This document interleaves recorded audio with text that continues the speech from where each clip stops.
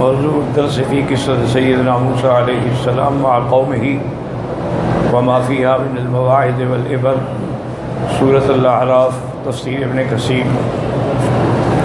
الحمد للہ رب العالمین والصلاة والسلام علی اشرف الانبیاء وسید المرسلین سیدنا محمد وعلى آلہ واصحابہ اجمعین۔ اللہم صل علی سیدنا محمد وعلى آل سیدنا محمد کما صلیت علی ابراہیم وعلى آل ابراہیم فی العالمین انک حمید مجید۔ اعوذ باللہ من الشیطان الرجیم، بسم اللہ الرحمن الرحیم۔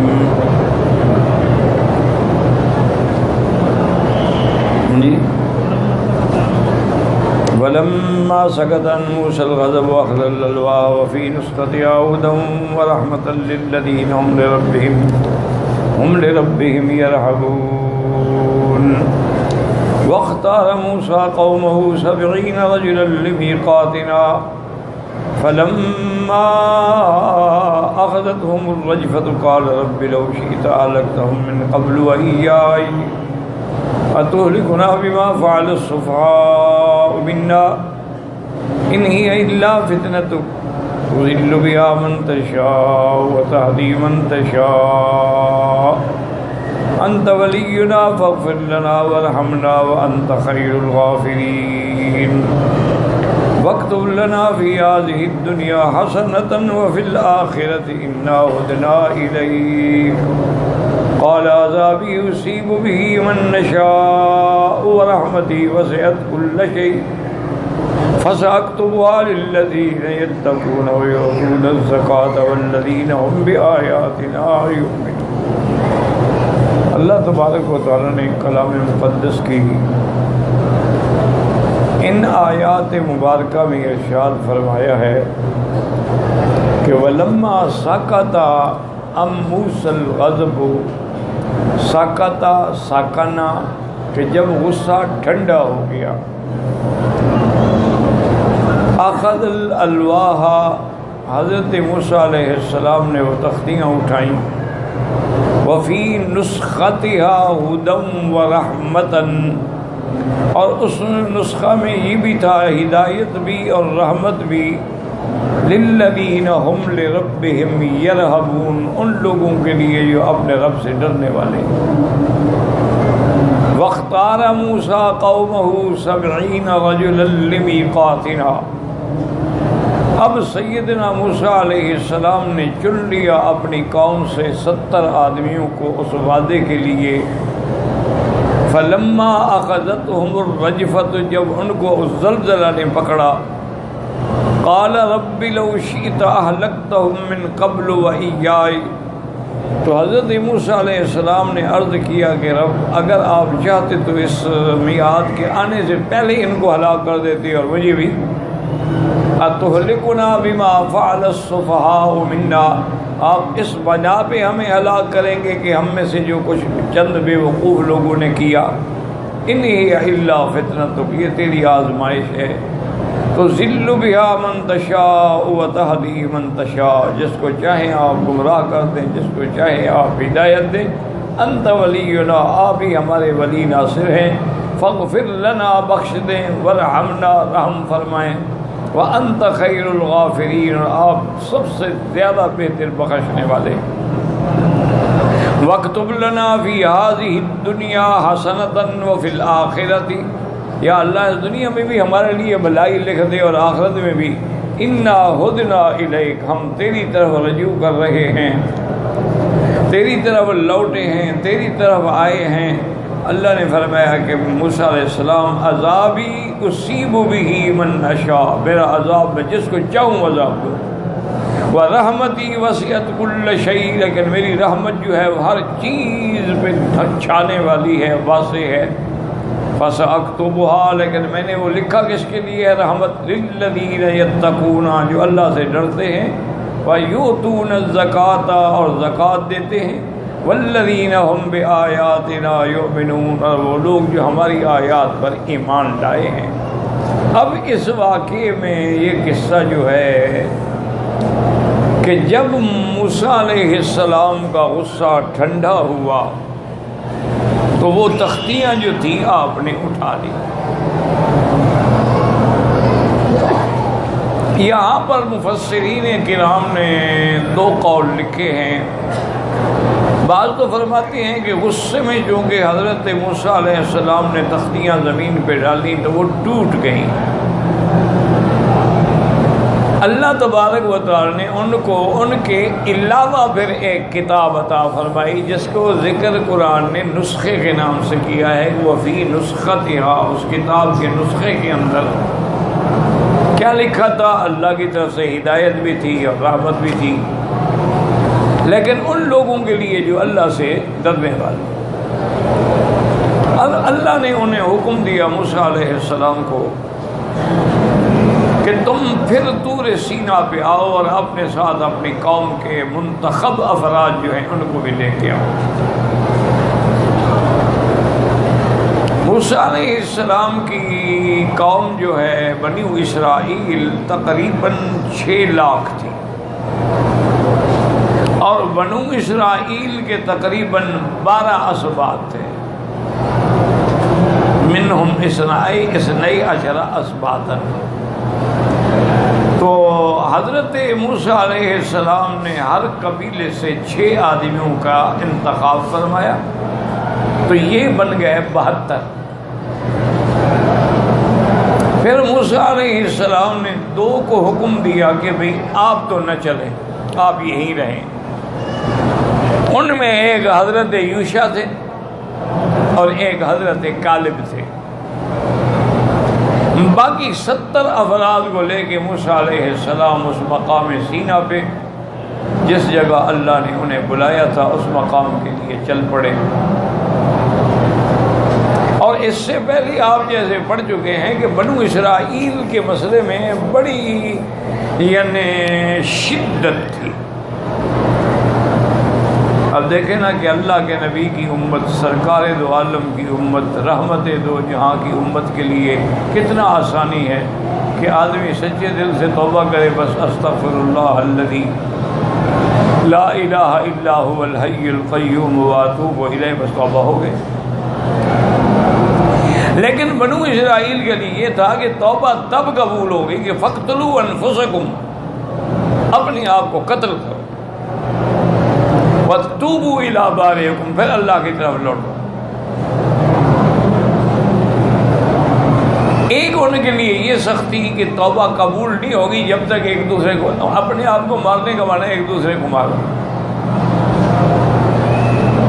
اور ہزاروں آدمی جو تھے انہوں نے اسی طرح کیا،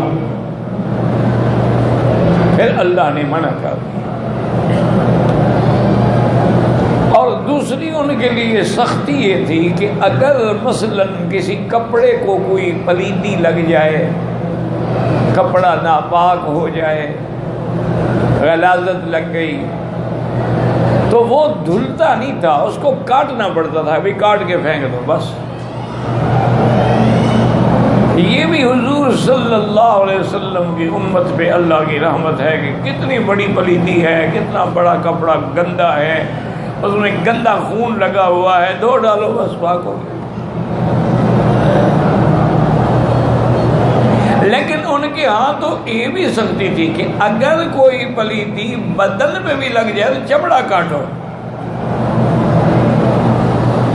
ورنہ وہ جگہ پاک نہیں ہوتی۔ یہ بھی سختی تھی۔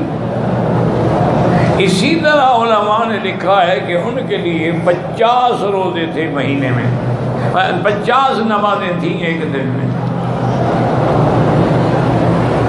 کہ ایک دن میں 50 نمازیں پڑھیں، اور نماز بھی مسجد میں جا کے پڑھیں، گھر میں نہیں پڑھ سکتے، کسی جگہ نہیں پڑھ سکتے۔ یہ رحمت دو جہاں پہ اللہ کی رحمت آئی کہ آپ نے فرمایا کہ جعلت لی الارض مسجدا وطہورا، اللہ نے پوری زمین جو ہے نا میری امت کے لیے مسجد بنا دی ہے اور پاک بنا دی ہے، جہاں مرضی آئے تیمم کرو، جہاں مرضی آئے نماز پڑھو۔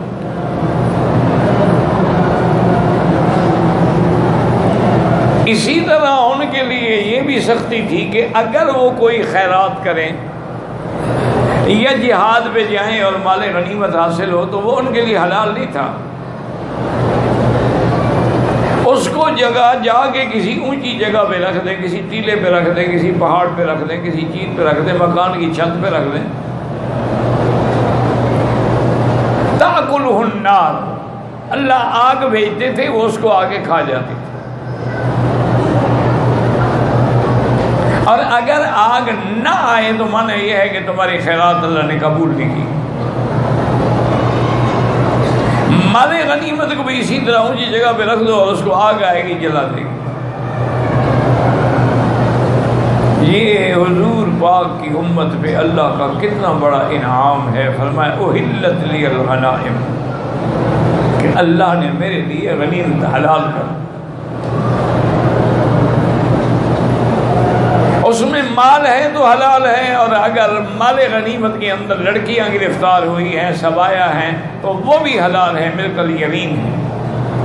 وہ جس مجاہد کے حصے میں آئے گی اس کے لیے حلال ہے. شرط یہ ہے کہ انتظار کرے گا کہ اس کا ایک حیض آئے اور گزر جائے تاکہ استبراء ہو جائے کہ اس کے رحم کے اندر تو کچھ نہیں.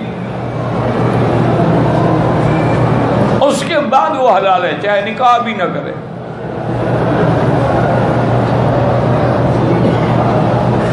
لیکن افضل یہ تھا کہ ایسی عورتوں کو آزاد کر کے نکاح کر لو، بیویاں بناؤ صحیح طریقے سے. اس لیے بی بی عائشہ صدیقہ رضی اللہ عنہا فرماتی تھی کہ بڑی خوش نصیب ہے بی بی صفیہ. بی بی صفیہ جو ہے یہ بھی امہات المومنین میں حضور کی بیوی ہے. یہ جب اللہ نے خیبر حضور کے ہاتھ پہ فتح ہو گیا تو یہ خیبر کے سردار کی بیٹی تھی اور ایک دوسرے سردار کی بیوی تھی. یہ بھی ان قیدیوں میں آئی.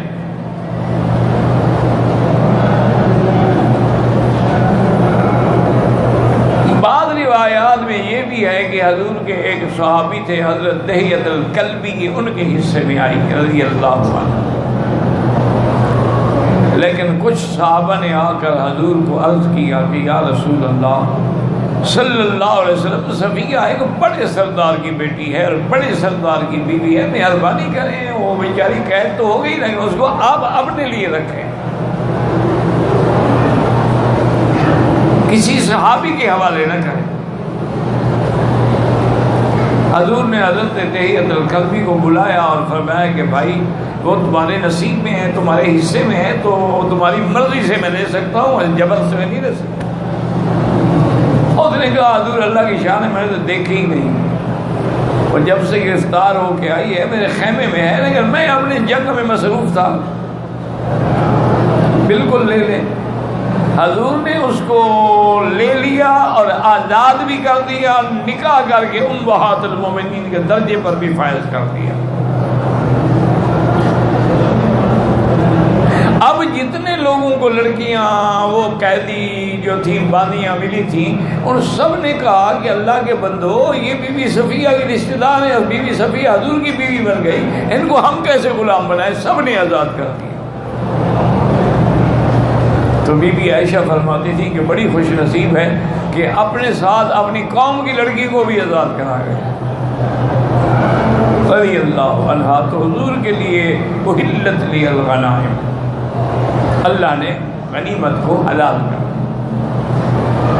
اچھا، پہلے دور میں یہ بھی حکم تھا بنو اسرائیل میں کہ اگر وہ روزہ رکھ لیں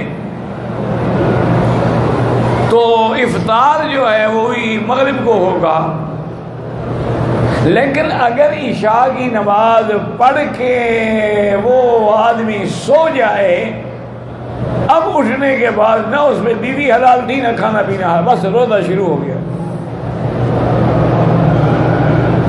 تو یہ بڑا طویل روزہ ہو جاتا تھا نا کہ ایک آدمی تھکا ہوا آیا، عشاء کی نماز پڑھی، سو گیا، نیند آ گئی. اب جناب وہ 10 بجے اٹھ بیٹھا، اب 10 بجے سے کل اس نے شام 7 بجے تک افطار کرنا ہے. حضور صلی اللہ علیہ وسلم کے ابتدائی اسلام میں، ابتدائی زمانے میں یہی حکم تھا کہ اگر آدمی رات کو سو جائے نا تو وہ سونے کے بعد اٹھے گا تو نہ بیوی حلال ہے اور نہ اس کے لیے کھانا پینا حلال ہے۔ بس اب اچھا صحابہ غریب تھے، باغوں میں کام کرتے تھے، مشقت کا کام تھا، سارا دن ڈول کھینچ کھینچ کے باغوں کو پانی پلاتے تھے۔ اب اس بندے کو اتنا لمبا روزہ رکھنا پڑے، وہ تو بے ہوش ہو گئے۔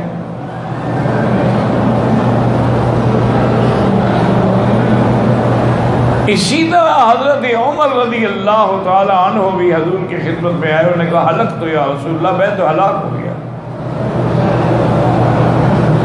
اور میں عمر کیا ہو گیا؟ انہوں نے کہا حضور میں سو گیا تھا عشاء کے بعد، نیند آ گئی، نیند سے اٹھا تو میری بیوی سامنے لیٹی ہوئی تھی، مجھ سے صبر نہیں ہو سکا، میں نے اس سے جماع کر لیا، اور جماع تو منع تھا رات کو، تو میں تو برباد ہو گیا، اللہ کے حکم کی خلاف ورزی کی۔ تو اللہ نے قرآن اتار کے حضور کی امت کے لیے یہ بھی رحمت کر دی کہ وَحِلَّ لَكُمْ لَيْلَةَ الصِّيَامِ الرَّفَثُ إِلَىٰ نِسَائِكُمْ هُنَّ لِبَاسٌ لَكُمْ وَأَنْتُمْ لِبَاسٌ لَهُنَّ۔ اللہ نے فرمایا میرا مدنی امت کو بتا دو کہ تمہاری بیویاں تمہارے لیے حلال ہیں رات کو، روزے میں تم نہیں مل سکتے بیوی سے،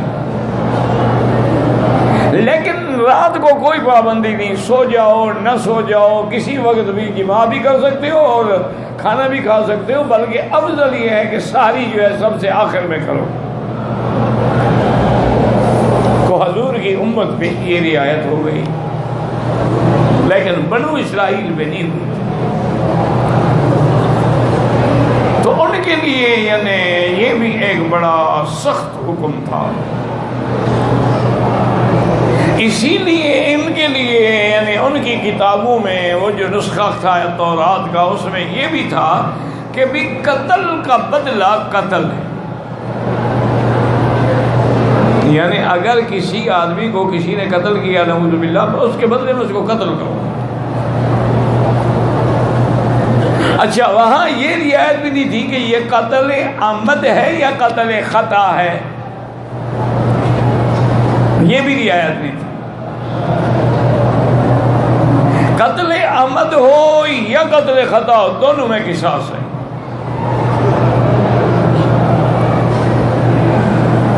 سرکار دو جہاں رحمت للعالمین کی رحمت سے اللہ نے رحمت فرمائی حضور کی امت پر کہ اب یہاں قتل کے لیے مسئلہ ہے کہ ایک تو ہے قتل عمد،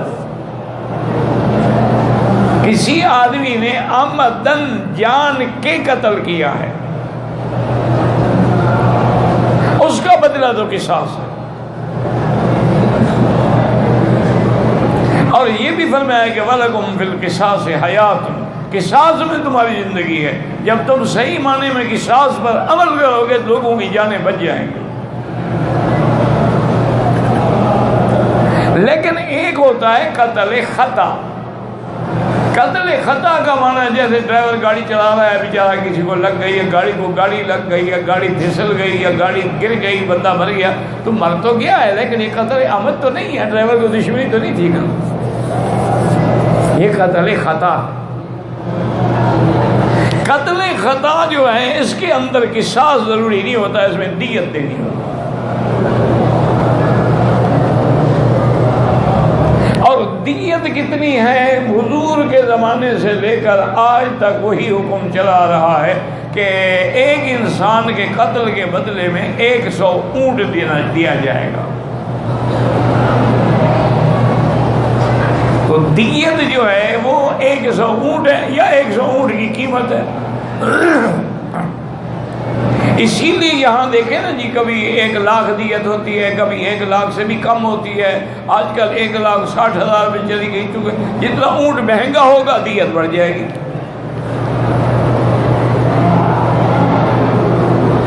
اگر اونٹوں کی قیمت گر جائے گی دیت کی قیمت بھی گر جائے گی۔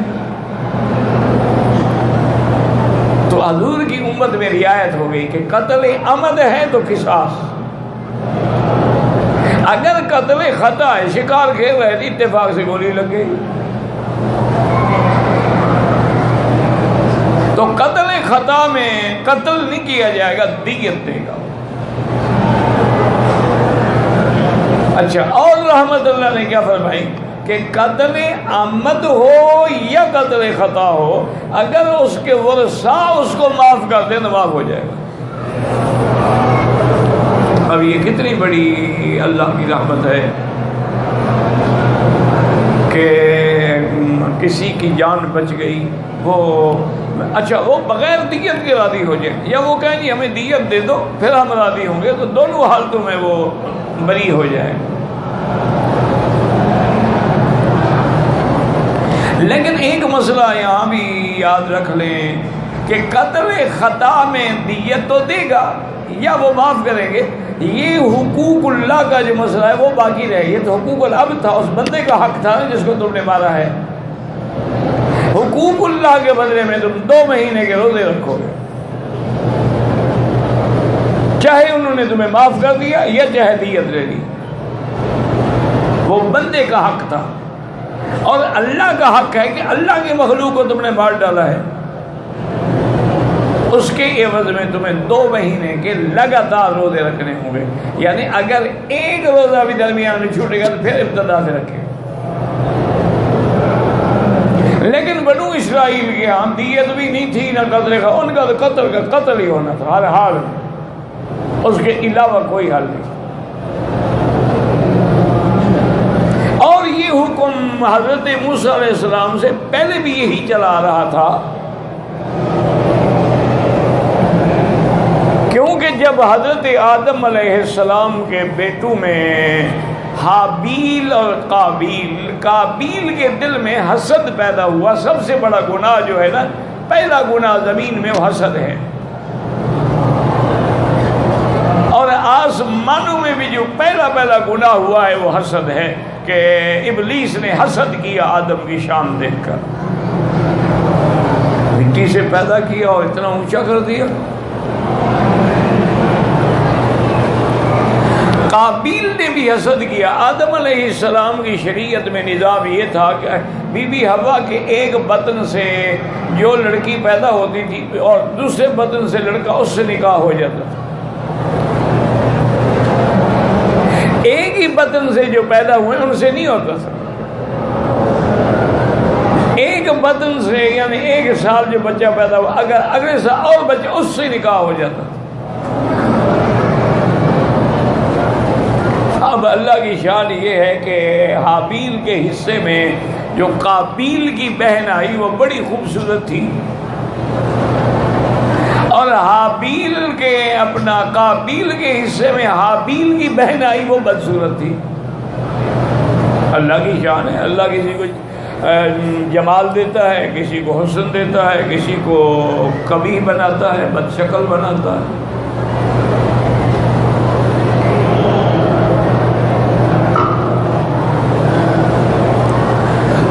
قابیل نے کھل کے کہہ دیا کہ جی میں تو اپنی بہن جو ہے نا وہ حابیل کو نہیں دوں گا کسی بھی شکل، میری بہن بڑی خوبصورت ہے، حابیل کی بہن سے میں شادی نہیں کروں گا، لہذا میں اپنی بہن سے شادی کروں گا۔ حضرت آدم علیہ السلام نے بڑا سمجھایا کہ ایسا نہ کرو، یہ اللہ کا نظام ہے، جو مقدر ہے، جس کے نصیب میں آگے کسی بڑے خوبصورت آدمی کو بدصورت بیوی مل جاتی ہے اور کسی بدصورت لڑکی کو بڑا خوبصورت خامد مل جاتا ہے، یہ تو اللہ کا ایک نظام ہے۔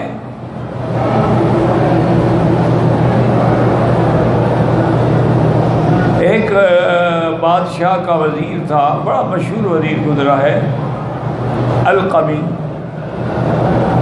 بہت قابل آدمی تھا۔ اس نے جو شادی کی نا جی تو وہ بڑی خوبصورت یعنی مایا روزگار جو ہے نا جی حسین تھی، اور وہ وزیر صاحب جو تھے وہ اتنا خوبصورت آدمی نہیں تھا، بلکہ اس کے چہرے پہ چیچک کے داغ تھے، رنگ بھی اس کا کالا تو نہیں تھا لیکن وہ گندم گون رنگ تھا، اور وہ تو چاند کی طرح روشن تھی اس کی بیوی۔ ایک دن اپنے محل کی چھت پہ بیٹھے ہوئے تھے، ٹھنڈی ٹھنڈی ہوا چل رہی تھی اور میں ابھی بھی وہیں بیٹھے ہوئے کھانے کے بعد چائے سے شغل فرما رہے تھے، تو القمی نے اپنی بیوی سے کہا، اس نے کہا بات سنو، ہم دونوں جنت میں جائیں۔ اس نے کہا تمہیں کیسے پتا ہے؟ اس نے کہا دیکھو مجھے تیرے جیسی خوبصورت بیوی ملی، میں نے اللہ کا شکر کیا تو میں شکر کے بدلے میں جنت جاؤں، اور تجھے میرے جیسا بدصورت شوہر ملا، تم نے صبر کیا، تم صبر کے بدلے میں جنت میں جاؤ، جائیں گے ہم دونوں جنت۔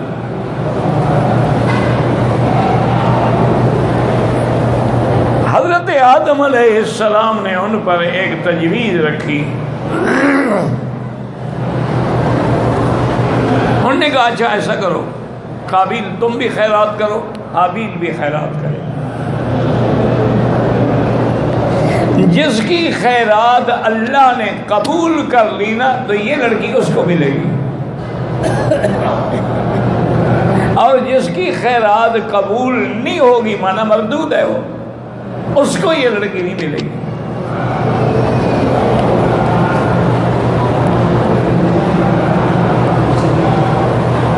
دونوں نے خیرات کی۔ اچھا حابیل تو نیک آدمی تھا، نیک بچہ تھا، اس نے تو جناب اس کا مال مویشی تھے، بکریاں بھیڑیں، اور بہترین دمبا جو تھا نا اس کے مال میں وہ چنا اور اس کو ذبح کر کے پہاڑ کی چوٹی پہ رکھ دیا۔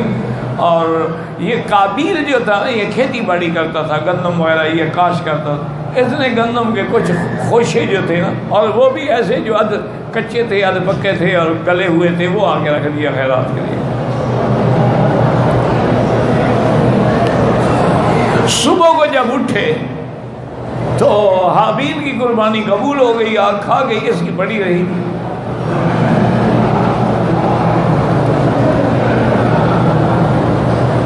اب جناب وہ اور آگ بگولا ہو گیا، اس نے کہا لاقتلنک، میں تمہیں قتل کروں گا۔ حابیل نے سمجھایا بھائی جان کیوں، میرا کیا قصور ہے، انما یتقبل اللہ من المتقین، اللہ تو ان کی خیرات قبول کرتے ہیں جو اللہ سے ڈرنے والے ہوتے ہیں، اس میں میرا کیا گناہ ہے۔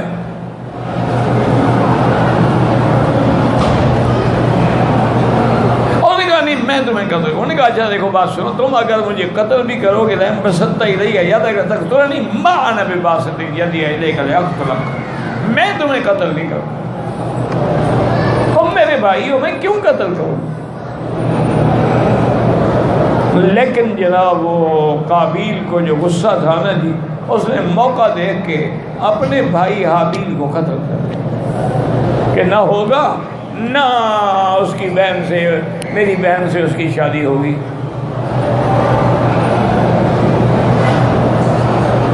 اب قتل کرنے کے بعد اس کو بڑی شرمندگی تو ہوئی، لیکن اب مسئلہ یہ پیدا ہو گیا کیونکہ دنیا میں زمین پہ اول من سن القتل، پہلا قتل اس نے کیا تھا،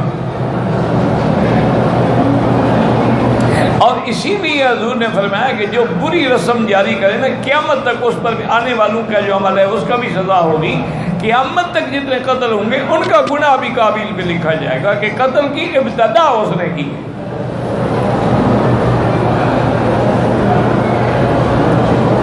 اب وہ پریشان ہوا،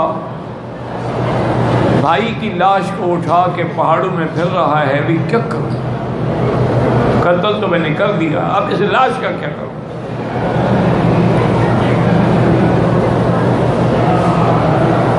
اللہ تعالیٰ نے فبعث اللہ غرابا، کچھ کووں کو بھیجا، ایک کوا مر گیا تھا تو بعض کوے اکٹھے ہوئے، انہوں نے مٹی پہ اپنے چھوٹا موٹا گڑھا بنایا، اس میں اس کو کوے کو رکھا، اوپر مٹی ڈال دی، اس کو سمجھ آیا کہ ہاں اس کو میں بھی گڑھے میں ڈال کے اوپر مٹی ڈال دوں، یہ مجھے دکھانے سکھانے کے لیے اللہ نے بھیجا لِيُرِيَهُ كَيْفَ يُوَارِي سَوْءَةَ أَخِيهِ۔ اور اس کے بعد کہتا ہے قَالَ يَا وَيْلَتَا عَجَزْتُ أَنْ أَكُونَ مِثْلَ هَذَا الْغُرَابِ، کہتا ہے ہائے کاش میں تو کوے سے بھی گیا گزرا ہوں۔ تو اس میں بھی یاد رکھیں علماء نے لکھا ہے کہ سب سے پہلا قتل جو ہے قابیل نے کیا، اور سب سے پہلا گناہ حسد جو ہے وہ بھی قابیل نے کیا، اور سب سے پہلا قتل جو ہے وہ بھی عورت کی وجہ سے ہوا ہے. اسی لیے قیامت تک زیادہ سے زیادہ قتل جو ہیں وہ عورت کی وجہ سے. یہ اتنا بڑا فتنہ ہے کہ تباہ کر دیں گے. اسی لیے حضور نے فرمایا ایاکم وفتنۃ النساء، ایاکم وفتنۃ النساء، خبردار عورتوں کے فتنے سے بچنا. تو سب سے پہلا گناہ حسد تھا، اس کے بعد قتل تھا، سبب قتل عورت تھی.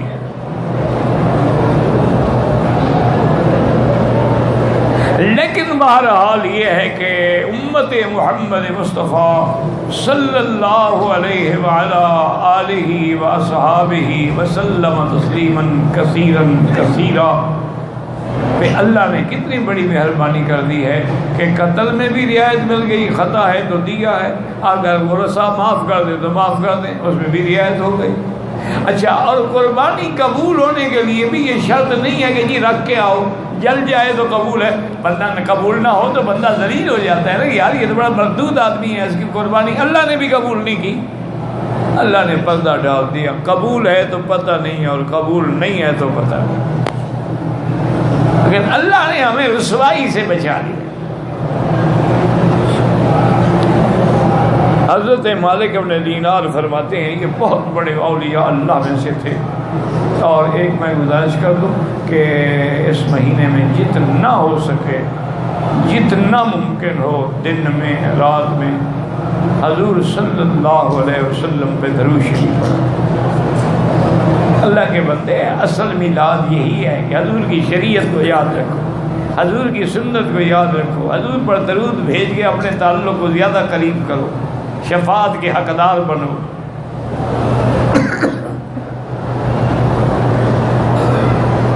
جھنڈیاں لگانے سے حضور خوش نہیں ہوتے، ڈرامے بازی سے خوش نہیں ہوتے. جتنا درود زیادہ پڑھو گے اتنا حضور خوش ہوں گے اور حضور کا قرب حاصل ہوگا. اس لیے حضور نے فرمایا کہ خاص طور پہ جمعہ کے دن اور جمعہ کی رات مجھ پہ زیادہ درود پڑھا کرو گے، تمہارے درود مجھ پہ پیش کیے جاتے ہیں. وضو ہے نہیں ہے، چلتے پھرتے اٹھتے بیٹھتے درود شریف پڑھا کرو. اصل میں یاد رکھیں کہ یہ بات جو ہے نا اللہ کی طرف سے ہوتی ہے. اللہ پڑھنے دے تو پڑھیں. یہ بھی مسلمان ہے. میرے استاد تھے، وہ فوت ہو گئے، بہت بڑے محدث مفسر ولی اللہ تھے. سارے سبق بھی پابندی سے پڑھاتے. ہم طالب العلم تھے، ہمارے ساتھ بیٹھ کے کھانا کھاتے. کھانا کیا ہوتا تھا؟ کوئی ساگ، کوئی دال. 50 گھروں سے تو آتا تھا نا، روٹیاں مانگ کے کھاتے تھے نا. اور وہ جناب ایسا ہوتا تھا کہ اتنا بڑا لگن ہوتا تھا، ساگ بھی اسی میں، گوشت بھی اسی میں، دال بھی اسی میں، ہر چیز اس میں مکس ہوتی تھی اور سارے اکٹھے بیٹھ کے کھاتے. اور مزہ ہی الگ تھا. وہ پھر نہیں ملا، وہ لطف نہیں آیا. اب جو قورمے اور کڑھائیاں اور بریانیاں اور کوفتے، وہ بات ہی نہیں. اصل وجہ پتہ ہے کیا تھی؟ رزق کے حلال تھا. میرے یہاں ایک بڑے دوست تھے، بڑے آدمی، پتہ نہیں فوت ہو گیا زندہ ہے، مدت ہوئی، ملاقات نہیں ہوئی. وہ جب رمضان میں آتے نا تو دسترخوان پہ بیٹھ کے اپنا بہترین قسم کی کھجوریں اور بہترین قسم کا طحینہ اور بہترین قسم کے جناب چیزیں لاتے تھے افطار کے لیے. اعلیٰ سے اعلیٰ قسم کی شربتیں. بڑا آدمی تھا لیکن افطار لوگوں کی کھجور سے کرتا تھا. وہ جو دسترخوان میں پڑی ہوتی تھی وہ لے کے افطار کرتا. میں نے کہا کیا بات ہے؟ کہتے پتہ ہے میرے مال میں کوئی حرام ہو، یہ تو حلال ہے. جو بیچارہ خیرات کر کے دے گیا یا ہدیہ دے گیا، صدقہ دے گیا، کچھ دے گیا، اس میں مجھے کیا شبہ؟ میرے لیے تو حلال ہے نا خالص. تو میں کم سے کم افطار تو حلال سے کروں. کیا پتہ میرے مال کے اندر کوئی مشتبہ چیز ہو. ایک ایک چیز کا خیال کرتے تھے. یہ تھے عاشق رسول. اسی طرح ایک اور بزرگ تھے، وہ اہل حدیث تھے، ڈاکٹر تھے. اچھا خدا کی شان ہے کہ جب کوئی مسئلہ پوچھنا ہوتا مسئلہ مجھ سے پوچھتے تھے، میں ان کو چھیڑتا بھی تھا، بزرگ تھے ہمارے لیے، باپ کی جگہ تھا۔ میں کہا ڈاکٹر صاحب یہ عجیب بات ہے، مسئلہ مجھ سے پوچھ، میں حنفی آدمی ہوں، اور چھوڑو اس بات کو، چھوڑو بس اس بات کو، یہ جو میرے مولوی ہیں ان کو کچھ نہیں آتا۔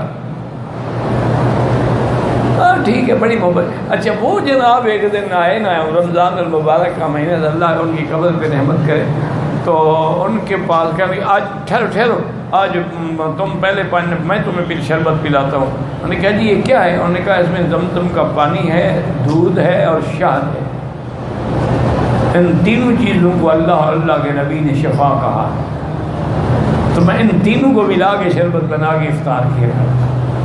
یہ ہے عشق، تم نے عشق رکھا ہے کیک کاٹنے کا نام، اس کا کیا علاج؟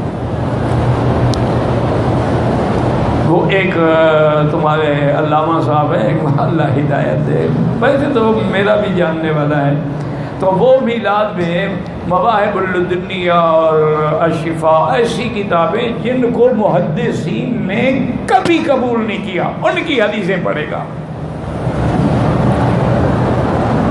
انا للہ و انا الیہ راجعون۔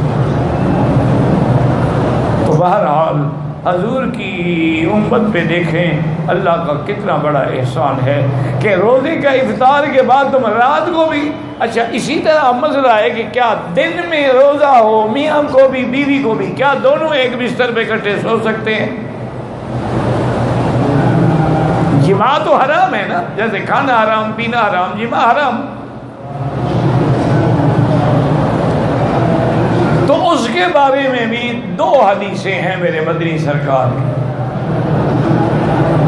ایک حدیث مبارک میں ہے کہ ایک آدمی نے آ کے پوچھا کہ یا رسول اللہ صلی اللہ علیہ وسلم، روزے کی حالت میں سردیوں کے دن ہیں، سردی ہوتی ہے تو ہم بستر میں ایک لحاف میں ایک کپڑے میں بیوی کے ساتھ اکٹھے سو سکتے ہیں؟